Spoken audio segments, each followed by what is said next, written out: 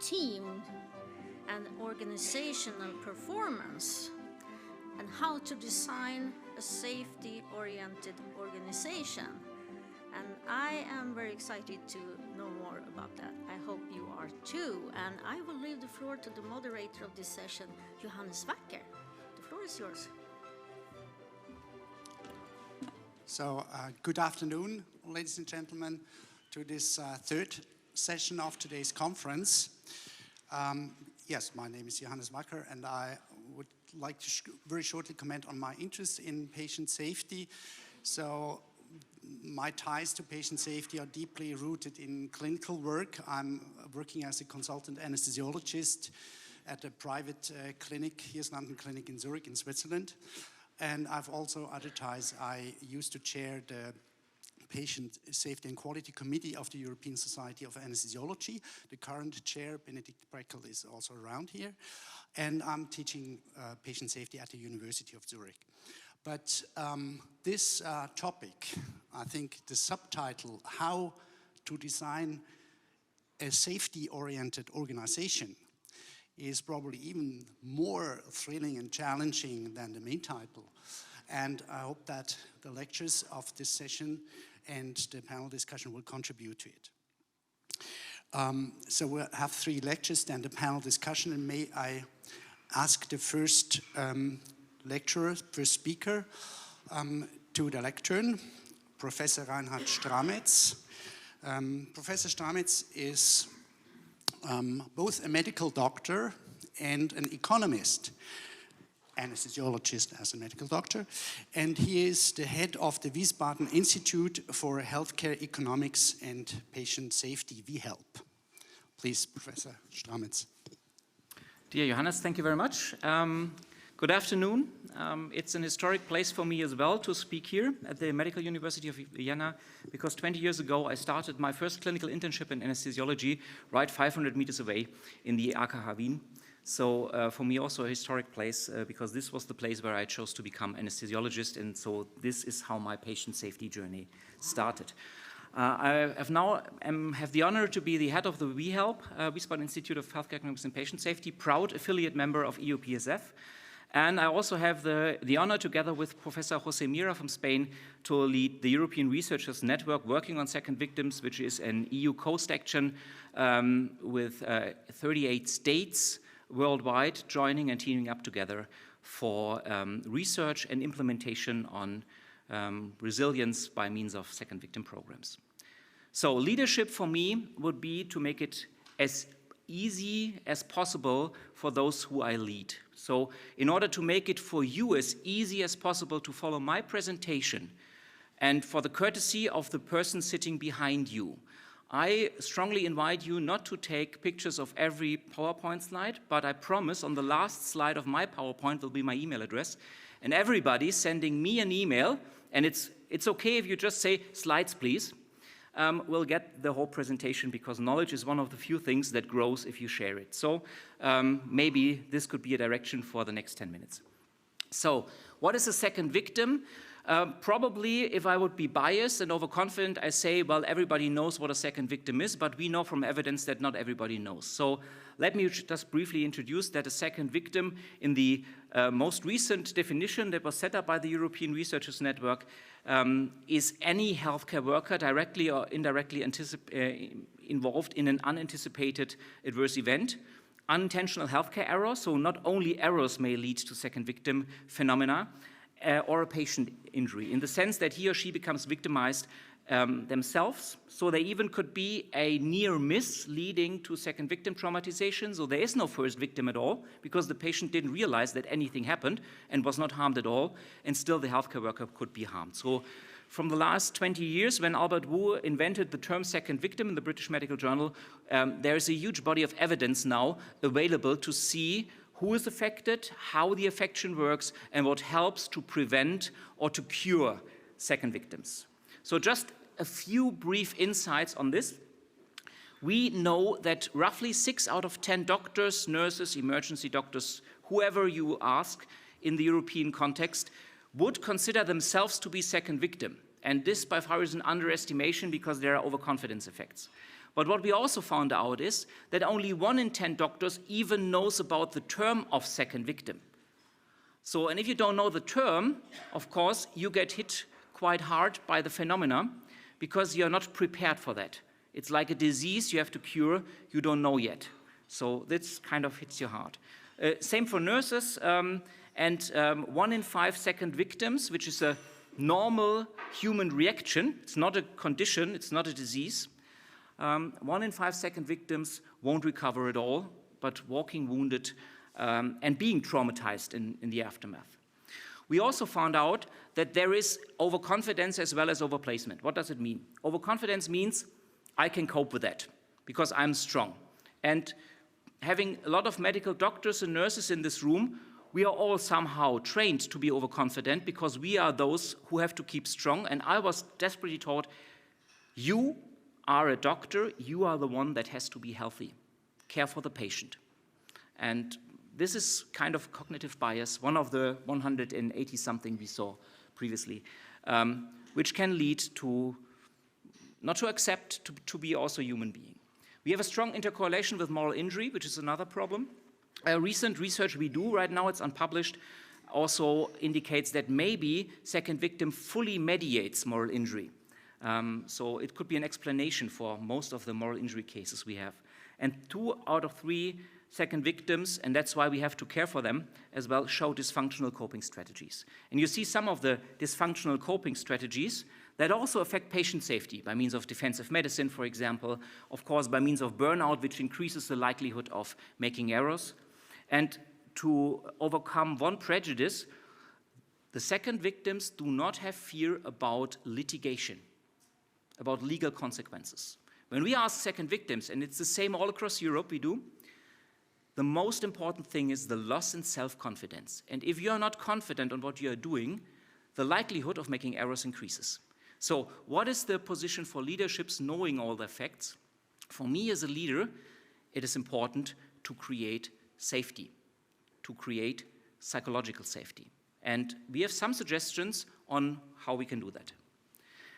It's no coincidence that you see the 6-stage model of Susan Scott published in the Communication Optimal Resolution Handbook, the so-called Candor Handbook of AHRQ, because there are 3 ways you can get out of being second victim. The best way would to thrive, to grow from the incident. Of course, you can survive walking wounded, and also you can drop out of healthcare, maybe even drop out of life. And we know by evidence made from the European Researchers Network that there should be not only a 3-tier model on supporting the second victims, but we should start very early by preventing and by self-care.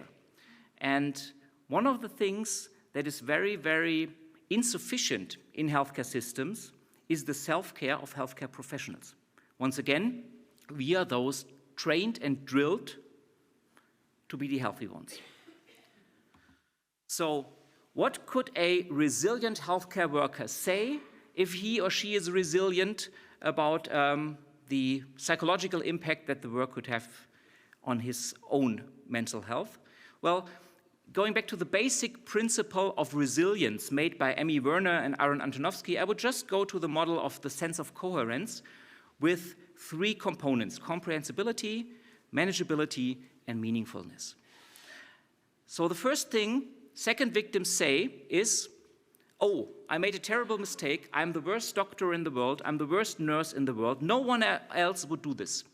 Which of course we know is not true, because most of the time it's the right person being at the wrong place in the wrong time. So it's not the personal responsibility, but the systems who cause these errors. The second thing is that most of the healthcare workers feel not safe to report about this. We still think that if you can stand the heat, you have to get out of the kitchen, which is so untrue, because we know by evidence that those working in healthcare, they have to deal with things normal people outside healthcare system would not cope with. So why should we cope with that? Are we superheroes? No, we are human beings. So that's why we need support in that as well. Also to feel safe to report about your mental distractions. When I do presentations, after each presentation, there are some people coming to me saying, you're the first one I will talk to for 20 years now, because I had experienced something and it still terrifies me 20 years after that incident. So I'm not a psychologist, I'm a simple mind, I'm just an anesthesiologist, but I see that we have to cope with that and we have to learn and understand more than that. Sorry to everybody being anesthesiologists in the room. And the third one is the meaningfulness. You cannot change the past, but if you can change the future, that gives you the power to go on. I had the opportunity to talk a lot of first victims who lost their loved ones, speaking about that. And I asked them, why do you do this all the time? Because you have to go through all these terrific situations, moments, and emotions you previously had. And I said, I do this to honor the memory of my lost one, my loved lost one. Because this is what gives me sense in life, and this is what makes me keeping on and on. So, coming back to the leadership position, what can we do and how should we do this? So in order to ensure comprehensibility, we have to guarantee systematic follow-up of what happened. Second victims want to know what happened. They don't want to put it on the carpet. They don't want to cover it up. It helps them to understand what happened. And so my responsibility as a leader would be to ensure root cause analysis, not only if the patient gets hurt or if the media coverage is on, but also if there's a second victim traumatization. This has to trigger root cause analysis in order to help second victims deal with the situation. The second one would be manageability. Of course, we should give the opportunity to rest, even and especially if we have a staff shortage. Why is that? Because if you don't give the time to rest, this person has a high risk of dropping out. And if this person permanently drops out, then nothing is helped. So even if there's a staff shortage, we should take the time for them to recover. It's like a professional football player. If he gets injured, he gets time to rest in order to be fit for the rest of the season. If you say he has to continue, he will drop out permanently. Nobody would agree on that. Why should we use it in a different manner for doctors or nurses? We have, and it's easy to set and especially difficult to do, have to establish a just culture and have to sensitize staff to have a sense for rapid recognition of physical constraints and to ensure confidential support structures, which, by the way, also from the economical point of view, highly pay off. So it's a high return on investment. I may quote Albert Wu, who said, whenever the phone on the RISE helpline rings, the hospital saves $25,000. So from the economic point of view, it's a no-brainer. And we have to create meaningfulness because we have to recognize the learning messages gained from errors to visualize systematic improvement. And first of all, we should consider that the second victim should be included in analysis as well as in feedback to the patient to prevent future incidents. It also may help for the patients not to lose the trust in the institution and also help the second victim to overcome this. So that's why you see it's one of the basic concepts in open disclosure in the Candor Handbook as well. And again and again and again, it's not done by saying we want to justly react to the errors, but to do it. So it's easy to say, but it's hard to do when things go wrong. So sometimes leaders should try to support people they lead. And one of the crucial things healthcare leaders should learn is to be patient and to tell their staff that sometimes it's also okay to be a patient. Thank you very much. Now it's the time for the...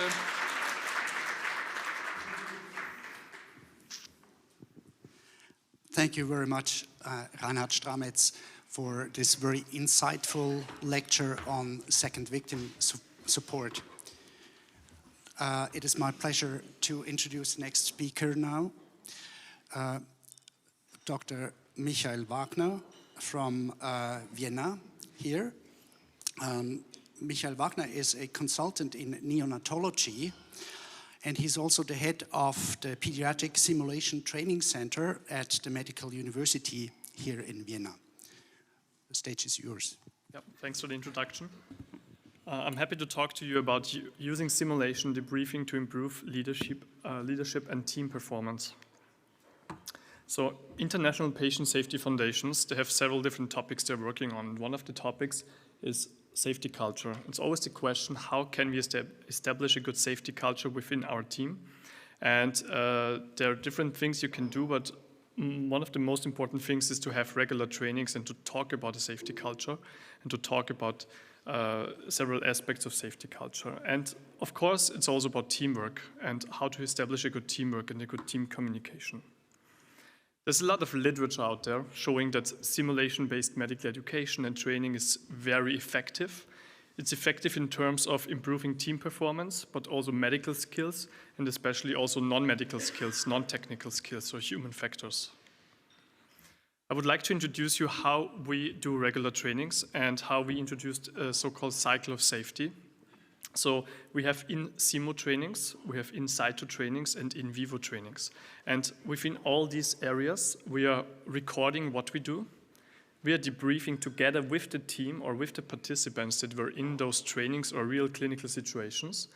Try to find out what was good, what was not so good, what can we do better or differently next time, and how can we improve. And not only how can we improve as a team, but also how can we improve our patient care and improve patient outcomes. So first start with in simo training. So this is usually done within a simulated environment, which still looks very realistic. We use real equipment, but we use simulated patients. We have different simulators like preterm mannequins or low fidelity, high fidelity mannequins. We can do very high complex scenarios like admission of a patient after cardiac surgery. And we record all these scenarios and we have a debriefing afterwards, as you can see on the left upper picture, where we discuss with a plus delta usually what was good, what was not so good, what can be done better or differently next time. We also go with our simulators to the ward. We have in situ trainings where we use the real equipment, the real environment, real teams, and do trainings there. We can also take our audio-video recording systems, which are also mobile, to the ward, and again record what we do, what the team is doing, and then discuss together with everyone. But the most important thing is to learn from real clinical situations. We have a lot of clinical events every day, standard events like here, a new baby is born, it only needs stimulation, needs to be tried, and then it goes back to the parents. So, but we also have other events like neonatal resuscitations. And what we do nowadays is to record every neonatal transition and resuscitation, every intervention we do at patients.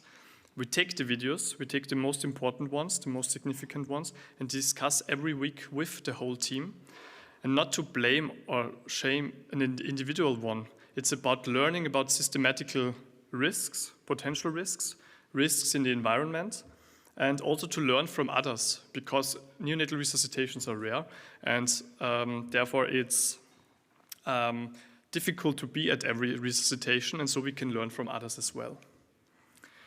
This is just a quick summary. It's just a 10-minute presentation, so I can't go into much detail, but this is a summary of what kind of different trainings are out there, like low fidelity, basic resuscitation training, procedural skills training, like intubation or putting in chest drains. And on the other hand, we have high fidelity team trainings usually, which are interprofessional and interdisciplinary. And we focus on human factors like teamwork, communication, team leading, task management, and in our center we have a huge focus on new technologies to see how we can include them in the training, to improve training, and also do the translation to clinical daily care. So we have eye tracking, where we investigate visual attention of participants. We study remote training and telesimulation, which is a very high topic at the moment. We also use augmented and virtual reality and 3D printing. So this is an example of how we use new technology in our simulation setting. So we used a respiratory function monitor, which is showing the quality of manual ventilations, which you can see now. Before, we just did the manual ventilations without any guidance. So what we found out when using the respiratory function monitor is that what we do is not good enough and we can do much better. And we also use video laryngoscopes nowadays. That's something like 5 years ago, everybody told me we don't need video laryngoscopes. We are good at intubation. We can do it. Why would I need a monitor? And nowadays it's standard. So nobody is learning intubation without a video laryngoscope. And in the simulation setting, we took these monitors and we tried to find out what's the best way of teaching and also what's the best way of clinical education when using these monitors. And what we found out is that the group where both the trainee and the supervisor had visual access to the monitors had significantly better results than especially the group that was not using any monitors. This is another example of my colleagues Andrea and Alexander. We also developed VR trainings, and they are both in the same setting now at different places, so we can do a full simulation training also virtually. The training can be done anywhere, in any city, any country, and any time, and 2 or 3 or more people can be in the same scenario, and they can do a training together. And they can also communicate with each other. So one could be the team leader and the other is the team member, or they can just discuss the case and learn together within this case. And it doesn't look very realistic here on that monitor, but once you have the VR glasses on, you will be in a complete different world, and it will be amazing, and you can't believe it once you put down the glasses again, that you're in a different world now again.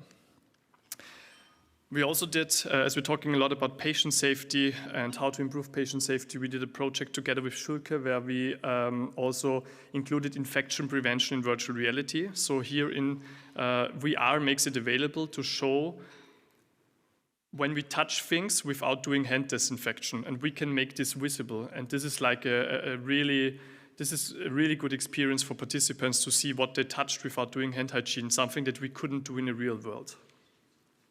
So let's move on to team. What is a team? Team is a group of people who work together at a particular job. And I took this from Google's Rework, and it's a very good summary of what good teamwork is. It's on the one hand, on the most important thing, as my colleague already said in the previous presentation, is psychological safety. You should feel safe within your team to speak up and to tell if something's wrong or if something's not okay with you. Dependability, but also structure and clarity to know what your job is, what you should do, who is the team leader, who is making decisions. And the job should be meaningful, and it should have an impact on the team, on yourself, and on the patient, of course, in the end. So I talked about neonatal resuscitations before, just shortly. Resuscitations are very rare events. It's a low-frequency, high-risk event. It's always very stressful for the whole team. We don't have it very regularly, so it's always difficult. And when we have a resuscitation, I guess most of you know these situations when there is a critical incident at the hospital. It looks like this. A lot of people want to help. For example, if there's a cardiac arrest, everybody from the clinic is coming together, and it doesn't make any sense because it looks like this. It's chaotic. There's no good team leading. Nobody knows what to do. So what we do in simulation training, and there's also a lot of literature out there, is to try to make team leading more visible. You can do this with a cap, for example, or with a jacket, or with labeling the team leader, and this really makes a difference. And here is an example of a structure that you could do in a neonatal resuscitation, or when you're preparing for a patient, that you have designated team members who are doing the airway or are doing circulation. You have a team leader who should usually take hands off, and the team that is working on the patient is within this yellow and black line, and all the others can stay outside. They can help if necessary, but you know there shouldn't be too many people working at the patient. And I told you about eye tracking, what we do with eye tracking. So here's an example of where we put eye tracking on the team leader. And as I told you, usually the team leader should back off and do hands off. Here the team leader is taking over the intubation. That also means, and we can see that very well in that video, that the team leader is not seeing what's happening around. He's not seeing what the vitals are. He's not seeing what the others are doing. And that's a huge problem. That's something that shouldn't happen. And with this new technology, we can finally find out what people are doing, what they're looking at, what distracts them. Within our trainings, We talk a lot about closed loop communication. So if you say something to someone, then he or she should also give you feedback that he or she understood and will do what you talked about. We talk a lot about speaking up so that it's okay. There's no hierarchy. Everybody can say if something's wrong, and they should say if something's wrong. And we also instruct the 10 for 10 principle. That means 10 seconds for 10 minutes. Everybody in the team can ask for a team timeout to get everybody in the same boat, so that everybody knows what the situation is, what the next steps is, what each task everybody has to do. And I'm coming to an end. Sorry. One of the things that's really impactful is having checklists for preparation, but also during the event, in case you don't know what the next steps are. So checklists are very helpful and should be used by teams. And last but not least, the post-event or clinical debriefing, no matter if it's simulation or clinical setting, we should take what we have in our daily business and talk about it. Get together as a team who were involved in the situation. Usually it's good to have a qualified moderator who is helping with the discussion. You can have a hot debriefing directly after the event, or you could have a cold debriefing later on to talk more about systematical risks. So that is something that everybody can do and that we should do much more to increase patient safety. So we know that safety doesn't happen by accident, so there's a lot of things we can do, and this is just a quick summary of what we just talked about different training opportunities. Medical skills are also important, but it's also very important to work on human factors, on team leading, on teamwork. So thanks for your attention.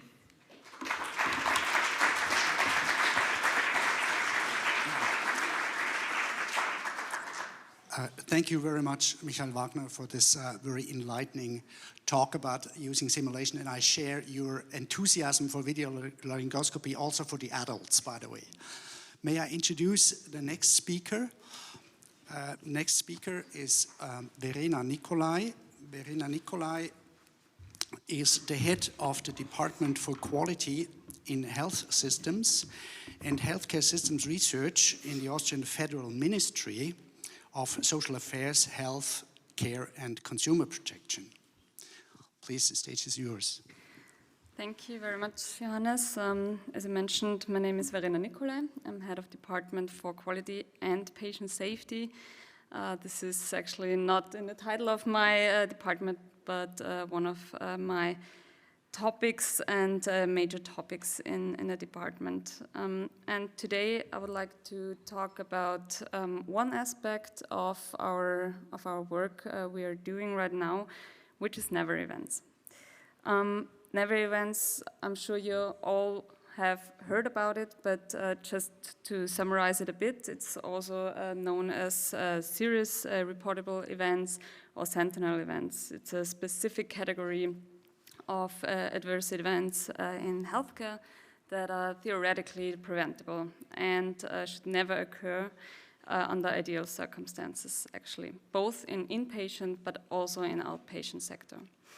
Common examples are wrong side surgery or severe errors of administrations of medicines. Well, these events are very serious. They're harmful and they often result in severe consequences for patients and often lead to legal consequences, legal proceedings or trials. So as a final consequence, all of this puts a lot of pressure on the healthcare personnel and the healthcare professionals. And that can also lead, as we heard before, to the phenomenon of second victim as well. Well, we in the Austrian Ministry of Health were also in the last few months and years concerned about the overburdening of healthcare professionals. And we need to tackle every aspect we can do just to avoid every more pressure to the healthcare professionals. So our project, Never Events in the Austrian healthcare system, is one little piece of a all-around work. Well, we learned from a study of our Swiss colleagues that it's just roughly about 1/3 of all quality managers in Switzerland that know really about NAVE events. And it's just one part of all hospitals that have established concrete guidelines how to deal with NAVE events when they occur. And there is no such study or current study in Austria, but I think these figures are or very likely to be in every country and also in Austria as well. And well, in some discussions, it's often I'm often told that these NAVE events occur so rarely. Fortunately, wrong size surgery often does not occur very often, but when they do, they have a major impact. And so when they happen, the consequences usually are many times worse and often last for years.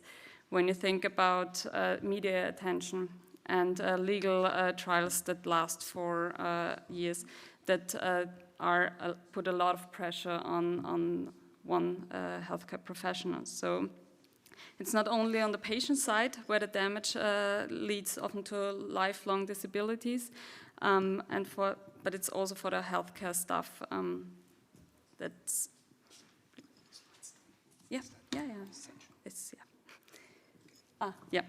thank you. So just the rush through the cornerstones of our project, Never Events, and I would like just to point out what are the basis for our project. And that's since 2009 we have a CS Medical Austria reporting system also available for professionals and patients. And as we look around the world, there are a lot of Never Events lists established already in USA, Great Britain, Switzerland and Germany. And some of them also have corresponding reporting systems. And of course, the WHO Patient Safety Action Plan is one of our bases, where it says that reporting NAVE events is an important indicator for achieving the strategic goal 2, which says build high reliability health systems and health organizations that protect patients daily from harm. So, as I said before, we've just started the project, and we are in the initial phase of the project where we compile all questions that may arise. So I just want to give you an outline of what our intentions are, and also to encourage you to take a closer look to the topic and maybe to our project as well.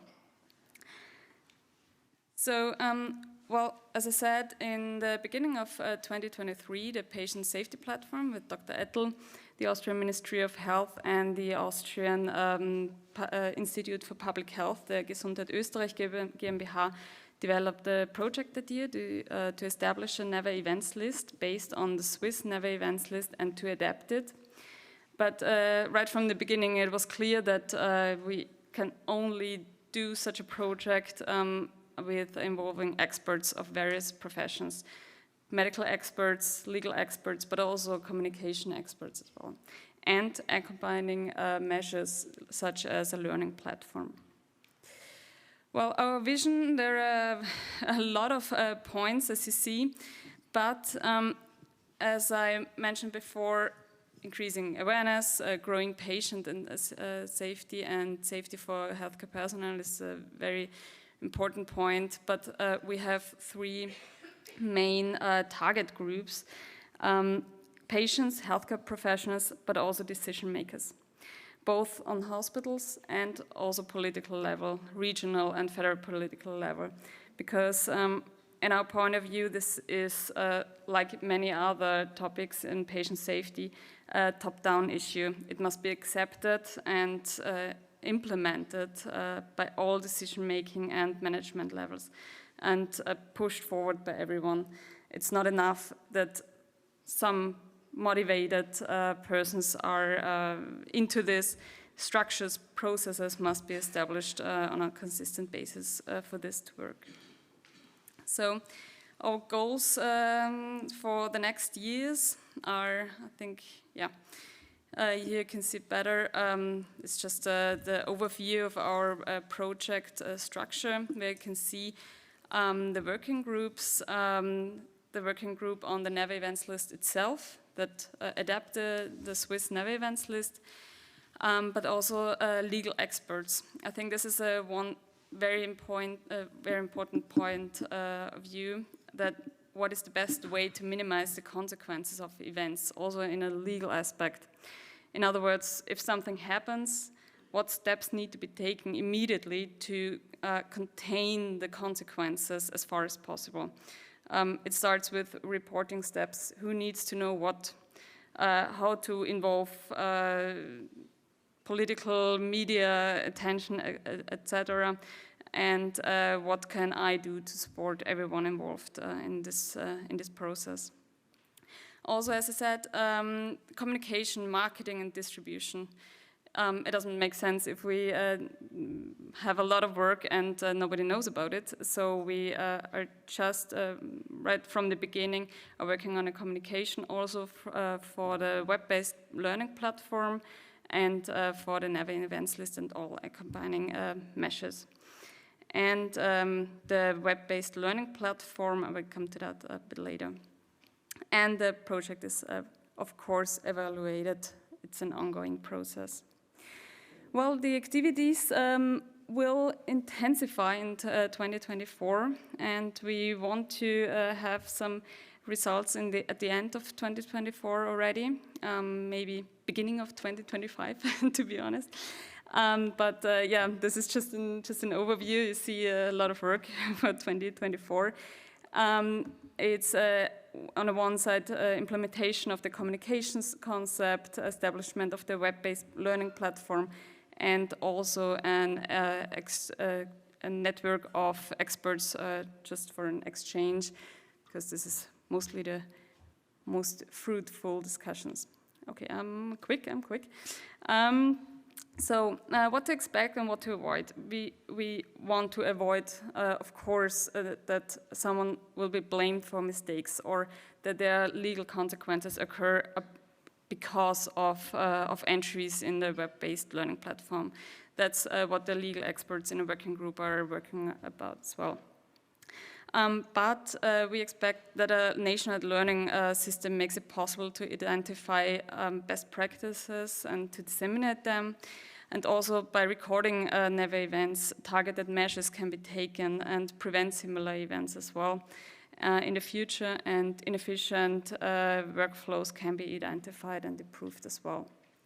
And yeah, also this collection of data maybe can be used for research and future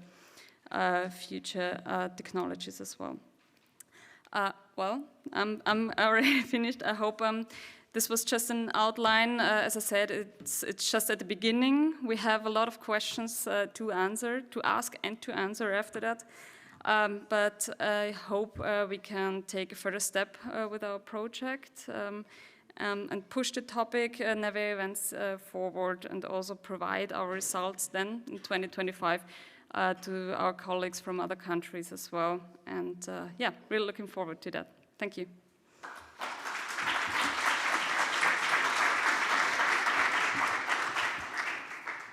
Thank you very much, Verena Nicolai, for this interesting and thought-provoking presentations. You may probably just stay because the panel discussion will follow. May I ask the panelists to come up? And I don't know, I feel more comfortable walking, if that is okay with you. There's one chair free. And I've already introduced the speakers, so there are two more panelists to be introduced first. First is Matthias Hellström. Matthias Hellström is a co-founder of Focus Patient and the CEO of Citizens Affairs in Stockholm, Sweden. And the second additional panelist is Johannes Kohlen. Johannes Kohlen is the Secretary General of the Semmelweis Foundation here in Vienna. So welcome the additional panelists. Now, to have this panel discussion, I would first to remind you the main topic of the session, how to improve or how to design safety-oriented organizations. And so this is, let's say, a need. It is also a challenge, of course. And we've heard about 3 interventions that could potentially help to improve organizations in this way by the 3 speakers. I would like to invite now the additional panelists to share their thoughts or their views, both on the general topic of the challenge of getting organizations more safety-oriented and maybe also on the lectures. Would you please start, Matthias Hellström? Thank you, Johannes, and thank you for having me in the panel. I will start backward. I will try to put the patient involvement into the discussion. And if I summarize myself before I actually say something, conclusively, including and motivated, engaged, and precise, strong leadership seems to be a red line of all discussions we have today, and that would include this part. Stakeholders coming together to work side by side to common goals, the mandate to drive change and actually move forward. And I will come back to expert patients. And that said, in Sweden we have a national action plan for patient safety since 2020, which means that the National Board of Health and Welfare have stated, and our legislators have stated, that patient involvement is part of the patient law, which means that advisory board participation of patients to strive for stakeholders together in these issues are already in place, which means that we have guidelines and framework on the national level, as we have 21 regions in Sweden that work on the who to execute issues. There might be a challenge of doing the same in the whole country, but coming down to the caregiver to address second victim issues or never events, I would say that the caregivers have a strong part in the roles and responsibilities put in the national action plan. So it's a good thing to have the strong leadership from legislative level down to patients' involvement. And in Sweden we have a long history on patient involvement on different levels. And I think that due to lack of time, I'm going to go directly to my last point, that as a patient we need to help caregivers also with to separate the person and the profession, which might be a second victim issue. If they know that I separate you as a surgeon from the male practice in this case, and I can put myself to discuss with a profession, that might give an ease for both of us. And as we don't sue each other much in Sweden, because we have a system based on you report your injury or anything happened, it has to go to authorities, and it's going to be a process, which means that I don't engage as a person through a lawyer to a certain person within the profession, which means that we can work on kind of a high level, on a stakeholder level, which I think is preferable. Thank you. Thank you, Matthias Hellström, for your statement. And so I would like to invite the second panelist as well, Johannes Kuhlen, your thoughts or views on these topics. Thank you very much for the invitation, and just a short idea about the Semmelweis Foundation. So we raise awareness for all sorts of hand hygiene compliance issues and patient safety topics in general. So we feel that at the moment patient safety is not tackled in a holistic approach within the healthcare facilities. So I'm an MBA by training and have a business background. So I promote the thought experience that we have to think more like a business organization. So we have to feel that our product is the quality of care, and patient safety equals quality of care. And we think we have to invest in our own workforce, and therefore we have to improve soft skills. We have to equip our professionals, and I mainly talk about IPC professionals, so infection prevention and control specialists, that they know how to communicate with inter-team-wise, how to improve the quality of their measurements, how to improve their reporting standards, how to talk to different stakeholders, how to it comes down to how to negotiate training budgets for their own team. So the Semmelweis Foundation has taken this approach and said, well, okay, how can we all become masters in communication? And we've been talking to WHO representatives, and they said, well, there is no program at the moment to improve inter-team communication. And we felt, okay, let's do something. And we tried to develop a program that we are going to launch in 2024. And I'm very happy to share all my learnings or experiences with somebody who is interested in. And I think we have to become more like a business organization. Thank you very much, Johannes Kohlen, for your statement. So for the sake of the time, which is running out, of course, which is a pity because it's so interesting, I'd like to wrap up what has been said so far. So we have this core topic, the challenge of getting organizations more patient safety oriented. Then we heard about 3 interventions that might add to achieve that goal. Here 3 examples, so to say: never event analysis or learning from never events, second victim support, and simulation and debriefing. And we have these 2 additional statements mentioning more the regulatory side, if I got you right, Matthias Hellström, and the soft skills, which you mentioned, Johannes Kohlen.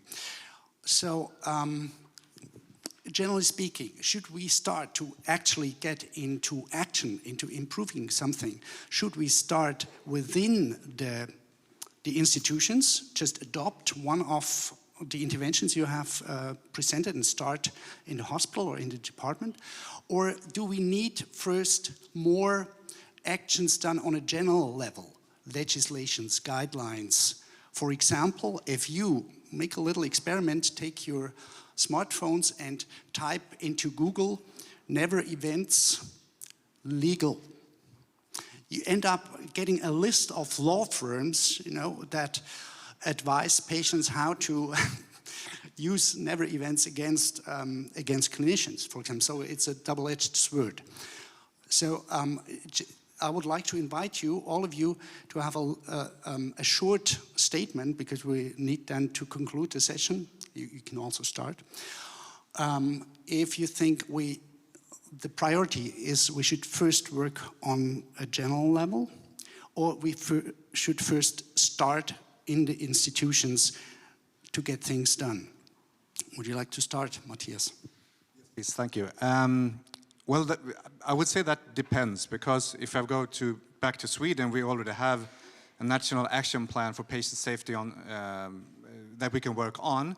So therefore, focus on how to implement it on, out in the caregivers, and in that case, me representing patients, I would say that for caregivers to see the patients as a natural part of their team, not a counterpart, would open up for discussions and broader the information that goes to develop on a caregiver level. So for us, I think we have different challenges than for countries that doesn't have the action plan already in place. Thank you, Matthias. Reinhard Stamitz. Yeah, so I personally think you cannot prescribe leadership by legal action. So you either are a good leader or not, and we should probably more carefully select the healthcare leaders we have than in the previous. And I just want to quote on the other discussion, want to quote Sidney Dekker, who once said, "You can either learn or blame. You can't have both, and you have to take your pick." And that's why I'm also very unhappy, for example, with the term never events, because, and I think that's very provocative, but I have to say it, I don't think that the term never event, although the concept is fine, would be aligned to the concept of just culture. Thank you very much. Thank you, Reinhard Stamitz. I think when it comes to patient safety, it's everybody's business. So we have to involve all the policymakers, we have to involve people who are frontline workers, we have to involve people from small NGOs, of course.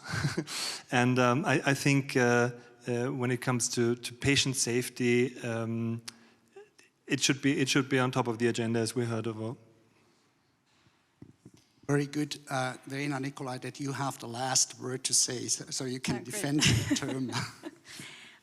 Well, since I'm from the Ministry of Health, I say it's a top-down topic. But of course, everyone needs to be involved, every doctor, every nurse, this is for sure. But I think we need to support motivated persons that want to push forward the topic. And it's just, we need to support them by top down. And we need to make guidelines, concrete guidelines at federal level, regional level, and at hospital level. And then measures can be taken by everyone. And just to the never events, to the hint, we were actually considering to rename our project, but I think it's an international, very common name already. But we're open for suggestions. We're just at the start, so thank you. Okay, thank you very much for these last words and for your conclusions. And thanks to the speakers for their lectures and to panelists for their inputs and the audience for your patience and for your ears to listen. Unfortunately, there was no room for audience questions for the sake of time. And I think there's a short couple of minute break now before the next session starts. Starts right now.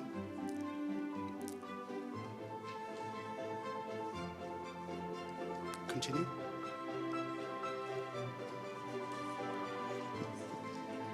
Well, it's 2:30. According to the schedule, is 2:30 until the next session starts, so you can like move a little bit. Thank you.